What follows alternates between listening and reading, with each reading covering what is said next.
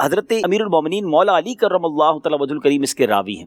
آپ فرماتے ہیں کہ نبی پاک علیہ الصلوۃ والسلام کی اپنے مزار میں جلوہ گری کے بعد، یعنی دنیا سے پردہ فرمائے ہوئے صرف 3 دن ہوئے تھے،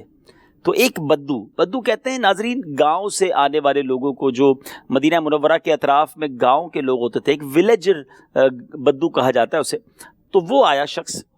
اور اس نے آ کر اپنے آپ کو قبر منور پر گرا لیا۔ یاد رہے اس وقت یہ دیواریں اور اس طرح کا پیکنگ والا نظام نہیں تھا کہ اندر کوئی نہیں جا سکتا تھا، 3 ہی دن ہوئے تھے، تو باقاعدہ قبر انور پر اپنے آپ کو گرا لیا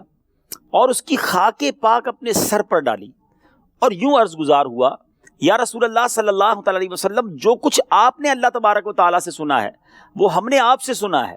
اور وہ کیا ہے؟ اور پھر اس نے قرآن پاک کی سورہ نساء کی آیت نمبر 64 تلاوت کی۔ کمال کی آیت ہے، حاضری مدینہ اور مدینہ شریف کیوں جائیں، اس کا اتنا شاندار جواب ہے، اتنی خوبصورت اس کی تشریح ہے۔ اللہ تعالیٰ قرآن مجید میں کیا ارشاد فرماتا ہے، آئیے اس آیت کی تلاوت اور اس کا ترجمہ سنیے۔ وَلَوْ أَنَّهُمْ إِذ ظَلَمُوا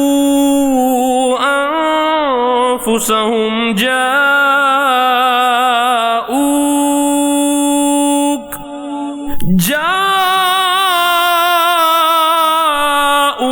فاستغفروا الله واستغفر لهم الرسول لوجدوا الله توابا رحيما۔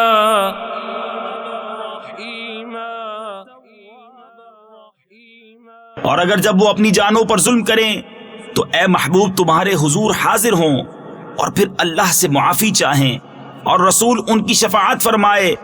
تو ضرور اللہ کو بہت توبہ قبول کرنے والا مہربان پائیں۔ اب ناظرین یہ آیت کی تلاوت کی اور پھر کہا، یا رسول اللہ صلی اللہ تعالی علیہ وسلم، میں نے اپنے اوپر ظلم کیا ہے، یعنی میں نے گناہ کیے ہیں اور آپ کی بارگاہ بے کس پناہ میں حاضر ہوا ہوں، آپ میرے واسطے استغفار فرمائیں۔ قبر انور سے آواز آئی، ذرا غور سے سنیے گا ناظرین، مولا علی کرم اللہ تعالی وجہ الکریم روایت کر رہے ہیں اس روایت کو کہ قبر انور سے آواز آتی ہے، قد غفر لک، یعنی تحقیق تیرے گناہ بخش دیے گئے ہیں۔ میں اس بات پر تو بعد میں آؤں گا کہ اس کی دیوانگی کیسی تھی، اس کا انداز کیسا تھا، کرم نوازی نبی پاک نے کیسی کی، وہ 1 منٹ بعد بات کرتے ہیں۔ پہلے میں سوال کرنا چاہتا ہوں ناظرین سے کہ روایت کون کر رہا ہے؟ امیر المومنین مولا علی کرم اللہ تعالی وجہ الکریم، اور آپ کے علم کا عالم یہ ہے کہ نبی پاک فرماتے کہ میں علم کا شہر ہوں، علی اس کا دروازہ ہے۔ اگر یہ شخص کا رویہ، اس شخص کا انداز، اس شخص کا ایٹیٹیوڈ شریعت کے مخالف تھا، طریقہ درست نہ تھا، تو کبھی بھی حضرت علی اس روایت کو بیان نہ کرتے۔ مولا علی کا اس روایت کو بیان کرنا یہ بتاتا ہے کہ دربار رسول پر کیسی دیوانگی چاہیے، دربار رسول پر انداز کیسا ہونا چاہیے، یعنی نبی پاک سے کیسے گفتگو کرنی چاہیے۔ سبحان اللہ، یعنی صحابہ سارے یہ ایمان رکھتے ہیں کہ نبی پاک اپنی قبر انور میں حیات ہیں اور یہ ہماری بات سنتے بھی ہیں اور ہم پر کرم بھی فرماتے ہیں، اور آپ نے سنا کہ جواب آتا ہے قبر انور سے، قد غفر لک، یعنی تحقیق تیرے گناہ بخش دیے گئے ہیں۔ اللہ اکبر، یہ ایک ہی روایت ہمارے بہت سارے عقیدے کو کلیئر کر دیتی ہے، عقیدے کو مضبوط کر دیتی ہے، ایمان کو تازہ کر دیتی ہے۔ وفاء الوفا میں یہ روایت موجود ہے۔ اور اب بات کرتے ہیں کہ جب نبی پاک سے اس طرح کی عرضی پیش کی جائے، اس طرح کی عاجزی کی جائے تو کیسا کرم ہوتا ہے۔ اور سچی بات تو یہ کہ قرآن پاک کی اس آیت کے ترجمے کو ہمیں بار بار پڑھنا چاہیے کہ اس میں تو ہمیں خود کہا گیا ہے نا کہ اگر تم اپنی جانوں پر ظلم کر بیٹھو، ذرا میں پھر ترجمہ سناتا ہوں آپ کو، ترجمہ کنز الایمان، اور اگر جب وہ اپنی جانوں پر ظلم کریں تو اے محبوب تمہارے حضور حاضر ہوں اور اللہ سے معافی چاہیں اور رسول ان کی شفاعت فرمائیں تو ضرور اللہ کو بہت توبہ قبول کرنے والا مہربان پائیں گے۔ تو ہمیں تو رب نے بھیجا ہے کہ اگر اپنی جانوں پر ظلم کر بیٹھیں، اپنے آپ کو گناہوں میں مبتلا کر بیٹھے، تو اب یہاں علماء نے بڑی خوبصورت بحث کی ہے ناظرین کہ اگر گناہ تو رب کے کیے نا، نافرمانیاں تو اللہ کی ہیں، تو اللہ سے توبہ کر لیتے، اپنے گھر بیٹھے توبہ کر لیتے، محبوب کے در پہ کیوں بھیجا گیا؟ اللہ اکبر۔ سیدی اعلیٰ حضرت سے پوچھیں، وہ اس معمے کو حل فرماتے ہیں، وہ اس کنفیوژن کو دور کرتے ہیں۔ آپ فرماتے ہیں وہی رب ہے جس نے تجھ کو ہم تن کرم بنایا، ہمیں بھیک مانگنے کو تیرا آستہ بتایا، تجھے حمد ہے خدایا، تجھے حمد ہے خدایا۔ ہوگی رب جس نے تجھ کو ہم کرم بنایا، ہوگی رب جس نے تجھ کو ہمت کرم بنایا، ہمیں بھیک مانگنے کو، ہمیں بھیک مانگنے کو تیرا راستہ